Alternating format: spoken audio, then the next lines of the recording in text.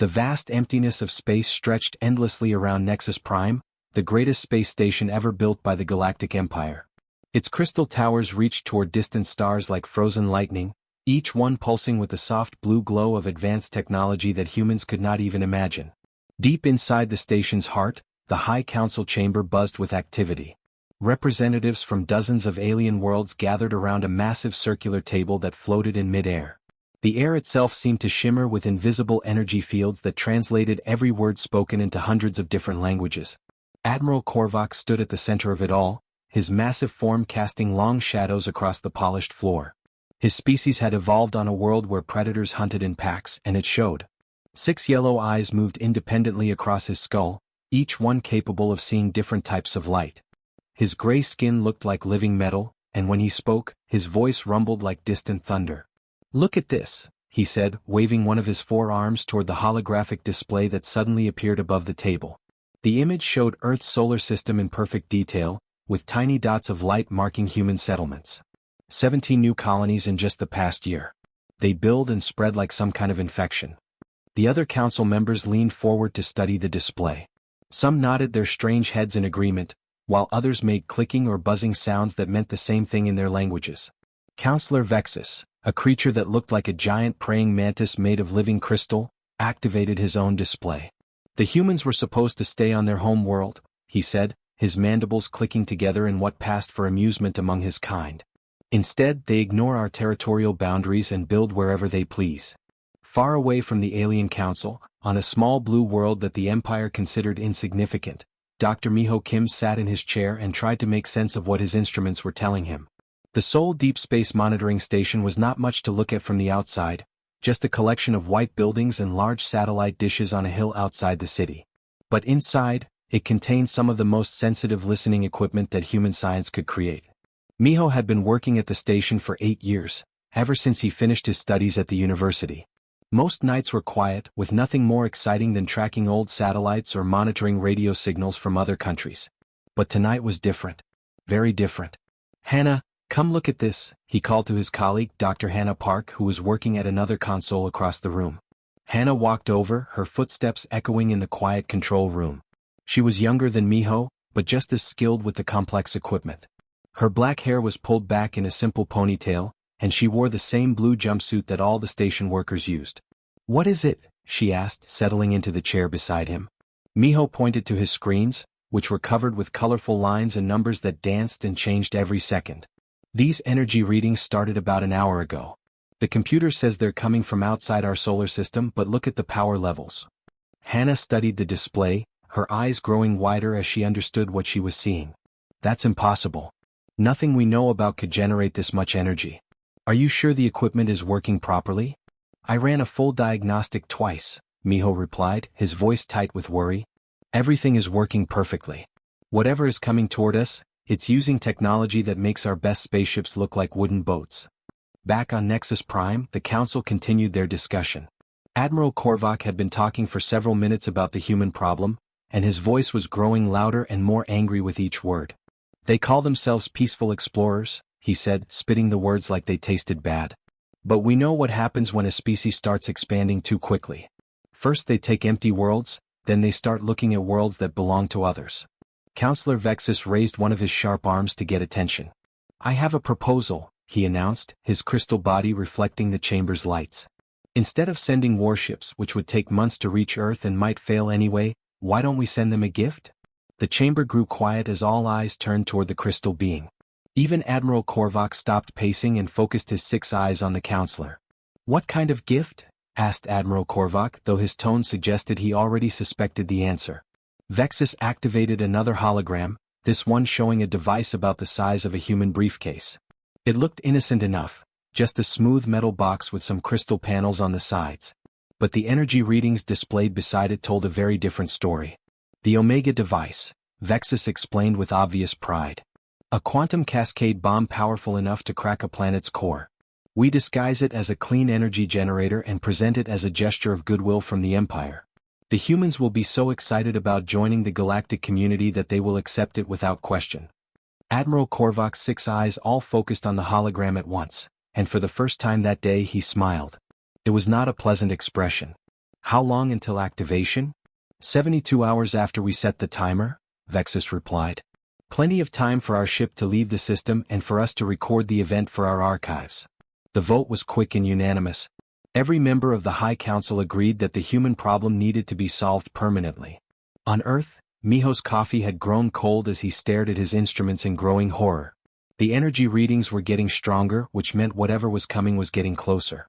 Hannah, he whispered, his hands shaking as he reached for the emergency communication system. I think we need to call someone important. Right now. But even as he picked up the phone, Miho wondered who would believe such an incredible story. The morning sky above New York Harbor turned bright orange as something impossible appeared through the clouds. The alien ship called Sovereigns will move through Earth's atmosphere without making a sound, its silver hull catching the sunlight like a mirror. People on the streets below stopped walking and pointed upward, some taking pictures with their phones while others just stared in amazement. Inside the United Nations building, President Chin stood at the large windows of the General Assembly Hall, watching the historic moment unfold. He had been preparing for this day ever since the first radio signals from space reached Earth 6 months ago. But seeing the alien ship with his own eyes made his heart beat faster with excitement and fear. The ship landed gracefully in the harbor, sending small waves across the water. A section of its hull opened like a flower, and a ramp extended down to a floating platform that had been prepared for this moment. The first alien to step onto Earth was tall and thin, with skin that looked like polished blue stone and eyes that glowed with soft white light. Ambassador Thylex moved with smooth, careful steps as he approached the human delegation waiting on the platform. He wore robes that seemed to be made from starlight itself, shifting and changing color as he walked. In his long arms, he carried a metal box about the size of a briefcase, covered with crystal panels that pulsed with gentle energy. People of Earth, Ambassador Thylex said, his words coming through a small device attached to his robes that translated his alien language into perfect English. We bring greetings from the Galactic Empire and a gift to welcome your world into our great community of civilized species. The crowd of diplomats and scientists gathered around the platform held their breath as the ambassador opened the metal box. Inside, nestled in soft padding, was a device that looked like a combination of advanced computer and beautiful artwork. Crystal components caught the light and threw rainbow patterns across nearby faces. Behold the Harmony Core, Ambassador Thylex announced, lifting the device from its case. This technology will provide clean, unlimited energy for your entire world. No more pollution, no more fighting over oil or coal. This is our gift to show that the Empire welcomes Earth with open arms. Dr. Jiho Seo, who had spent his entire life studying quantum physics at Seoul National University, stepped forward to accept the device. His hands shook slightly as he took it, not from fear but from excitement. The energy readings his portable scanner detected were beyond anything human science had achieved. The power output is incredible, he whispered to Secretary Park, who stood beside him representing the South Korean government. If this really works the way their scans suggest, it could power entire continents for centuries. As the ceremony continued with speeches and photographs, 3,000 kilometers away in Geneva, Switzerland, Dr. Miho Kim was having the worst day of his life. He had been trying for 6 hours to convince the Global Defense Council that humanity was in terrible danger, but nobody would listen to him. The council meeting room was full of important people from military organizations around the world, all wearing their best uniforms and speaking in serious voices about diplomatic protocols and scientific opportunities. Miho felt very small among all these powerful individuals, but he knew he had to keep trying. Please, you have to listen to me, Miho said, standing up from his chair and activating the holographic display in the center of the room. Charts and graphs appeared in the air, showing the energy readings he had been tracking for days. This quantum signature is not from a power generator. It matches the theoretical models for antimatter cascade weapons. General Hayes, a tall man with gray hair and tired eyes, waved his hand dismissively. Dr. Kim, we all appreciate your hard work and dedication to protecting Earth. But our xenobiology team has spent weeks analyzing every detail of this first contact. The aliens have been completely honest with us. Sir, with all respect, your xenobiology team studies living things, Miho interrupted, his voice growing louder with desperation. They don't understand quantum mechanics like I do. This device has a countdown mechanism built into its energy matrix. I calculate exactly 72 hours before it activates some kind of cascade reaction. The argument continued for another hour, with Miho showing his data and the military officials explaining why they trusted the aliens more than one worried scientist. Finally, Miho gathered his papers and left the meeting, knowing that nobody would believe him until it was too late. While the humans argued about trust and technology, something very old began to wake up in the frozen wilderness of Siberia. Deep beneath layers of ice and snow that had not melted for thousands of years, ancient sensors detected the cosmic threat approaching Earth. These sensors were not made by human hands or alien technology. They were older than both civilizations, created by forces that understood the universe in ways that modern science could not imagine. In a place that existed between the normal world and somewhere else entirely, iron teeth began to gleam in the darkness.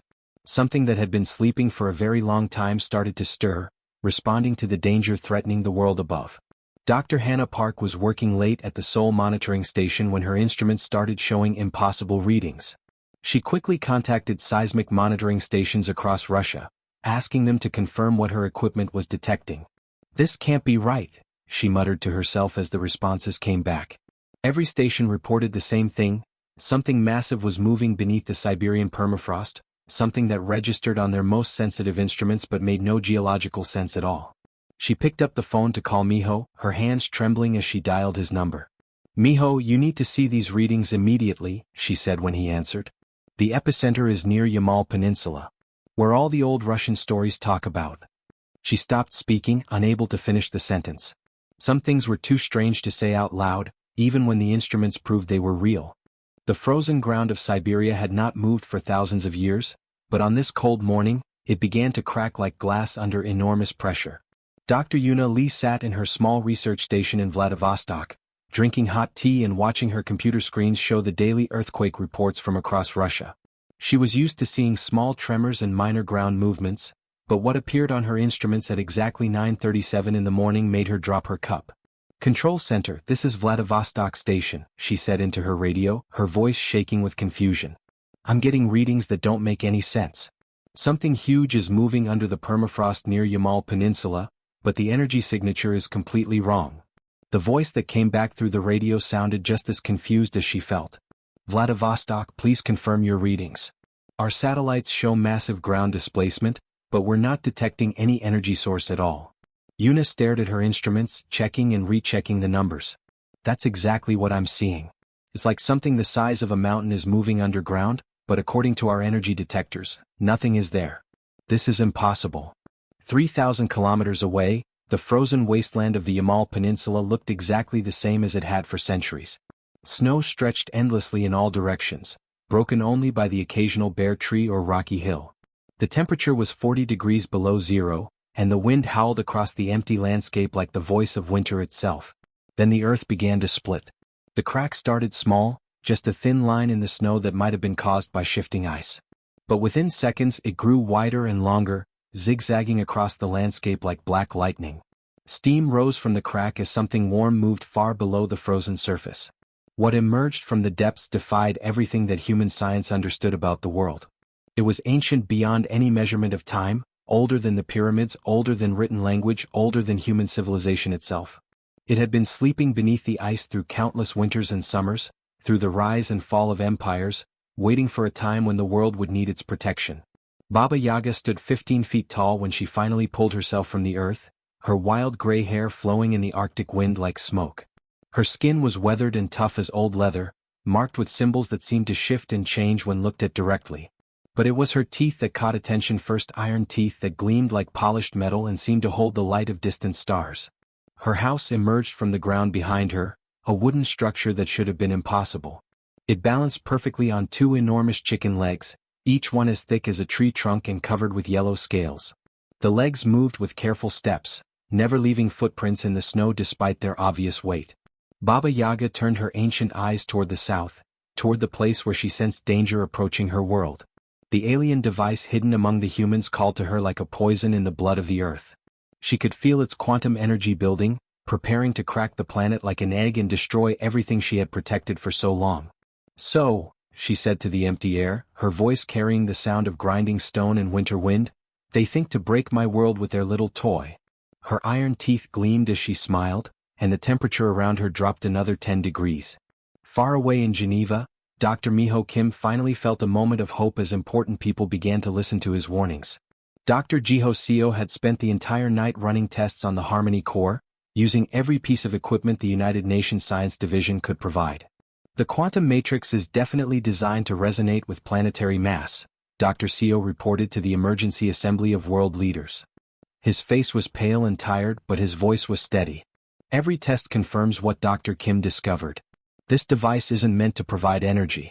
It's designed to cause a cascade reaction in Earth's core. President Chin stood up from his chair at the head of the long conference table, his face grim. How long do we have? Based on the energy buildup patterns, approximately 68 hours until activation, Dr. Seo replied. Once it starts, the reaction will be unstoppable. The planet's core will destabilize and collapse. The room erupted in urgent conversations as diplomats and military leaders tried to understand the full scope of the disaster. General Hayes activated his communication device and began issuing orders to evacuation centers around the world, but everyone in the room knew the truth: there was nowhere on Earth that would be safe, and no way to move 8 billion people off the planet in less than 3 days. That was when Dr. Hannah Park's urgent message reached the assembly. She had been monitoring the strange readings from Siberia all morning, and what she discovered made her rush to contact every important person she could think of. There's something happening in northern Russia, she reported through the emergency communication system. Our instruments are detecting massive movement in the permafrost, but the energy signatures are unlike anything we've ever recorded. It's as if something that doesn't exist in normal physics is moving around up there. President Chen looked around the table at the confused faces of the other world leaders. Could this be related to the alien threat? Dr. Seo shook his head slowly. The energy patterns are completely different. Whatever is happening in Siberia, it's not connected to the quantum bomb. At least, not in any way our science can understand. But deep in his heart, Miho Kim felt a strange sense of hope beginning to grow. Perhaps Earth had more defenders than anyone realized. The wooden hut that should not exist anywhere in the known universe moved through the darkness between stars like a ship sailing through calm water. But this was not normal space where planets and suns followed the laws of physics that scientists understood. This was hyperspace, a place where distance meant nothing and time moved in strange ways. Baba Yaga sat in her ancient chair, which had been carved from bones so old that no one remembered what creatures they had come from. The chair creaked softly as the hut moved through dimensions that had no names. Floating beside her, spinning slowly in the air like a toy, was the alien bomb that had been meant to destroy Earth. The quantum device looked harmless now, just a metal box with crystal panels that no longer glowed with dangerous energy.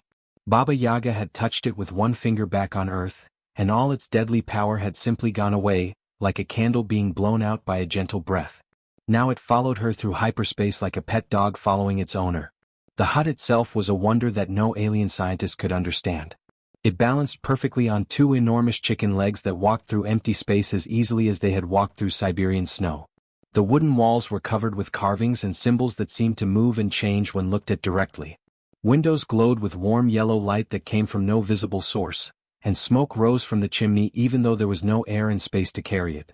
Far away on Nexus Prime, the great space station that served as the capital of the Galactic Empire, alarm bells began ringing in every corridor and control room. Admiral Korvac stood in the main command center, his 6 eyes focused on the displays that showed something impossible approaching their position. "Sir, we have an unknown vessel moving toward us at impossible speeds," reported Commander Voss, his voice tight with worry. "It appeared on our sensors 3 minutes ago, but according to our computers, it's already traveled a distance that should take days." Admiral Korvac studied the readings, his gray skin turning darker with anger and confusion. What kind of propulsion system could move that fast? "That's just it, sir," Commander Voss replied. "We're not detecting any propulsion at all. No engines, no energy trail, nothing that explains how it's moving." The Admiral activated his communication system and spoke to the fleet of warships that protected Nexus Prime. "All interceptor squadrons prepare to engage unknown vessel. Captain Zell, take your fighters and show this intruder what happens when someone enters Empire space without permission." Captain Zell commanded the finest squadron of fighter ships in the Empire fleet. His pilots had won battles against rebel forces across the galaxy, and their ships carried the most advanced weapons that alien technology could create. As they flew toward the approaching wooden hut, their plasma cannons charged with enough energy to destroy a small moon. "Target acquired," Captain Zell reported over the radio, watching his weapon systems lock onto the strange wooden structure. "All ships, fire on my command. 3, 2, 1, fire." Bright beams of plasma energy shot through space toward Baba Yaga's hut, carrying enough destructive power to melt through the armor of any known spaceship. But something impossible happened when the energy beams reached their target. The plasma blasts passed right through the wooden hut as if it were made of nothing but shadows and starlight. The deadly energy continued traveling through empty space until it finally faded away, having touched nothing solid at all. Impossible, Admiral Korvac snarled, watching the weapon readings on his command screens. Fire again. Use the heavy cannons. More energy beams shot toward the hut, this time from the massive weapons mounted on Nexus Prime itself. Cannons that could crack asteroids fired their full power at the small wooden building floating through space. But again, every shot passed harmlessly through the target without causing any damage at all. On Earth, Dr. Taehyun-oh was working late at the Deep Space Communications Center in Seoul, monitoring radio signals from across the galaxy. His job was usually quiet and boring, listening to routine messages between trading ships and military patrols.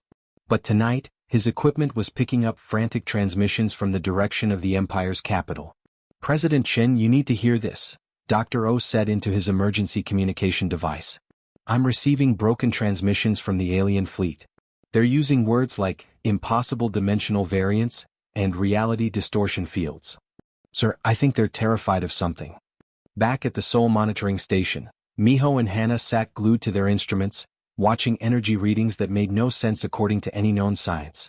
The signatures coming from deep space were unlike anything in their databases or textbooks. Look at these quantum fluctuations, Hannah whispered, pointing to her screen. It's as if someone is rewriting the basic rules of physics in real time. Like she's using the universe's source code to do whatever she wants. Miho nodded, his eyes wide with amazement. Whatever she is, she's operating on a level of reality that our science can't even measure properly. The wooden hut suddenly appeared inside Nexus Prime's defense grid without warning. One moment the space around the station was empty, and the next moment the impossible building was floating just outside the main docking bay. Not a single alarm went off, and none of the automatic defense systems detected any intrusion. Baba Yaga stepped out of her hut and onto the polished metal floor of the Galactic Council chamber as if she were simply walking from one room to another. Her iron teeth gleamed in the artificial light of the space station, and her wild gray hair flowed around her shoulders like smoke from an ancient fire.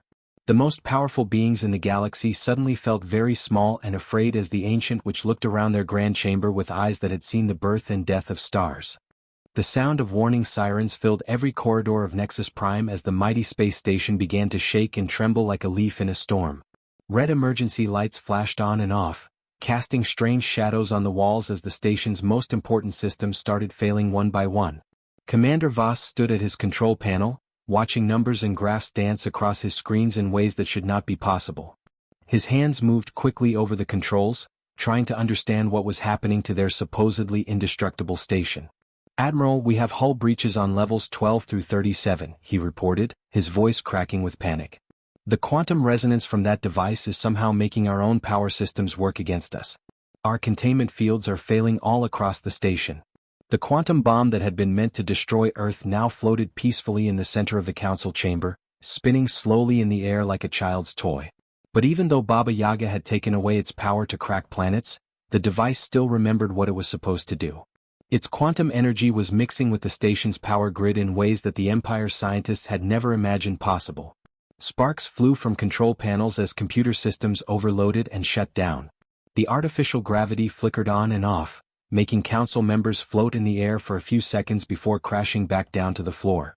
The air recycling systems made strange grinding noises as they tried to keep working with power levels that kept changing every few seconds. Through all the chaos and noise, Baba Yaga stood perfectly still in the center of the chamber. Her iron teeth caught the light from the failing emergency systems, and her ancient eyes watched the panic around her with the patience of someone who had seen many civilizations rise and fall. Counselor Vexus, the crystal being who had first suggested sending the bomb to Earth, tried to hide behind his floating throne. But the throne's anti-gravity systems were failing like everything else, and it kept dropping toward the floor before jerking back up into the air.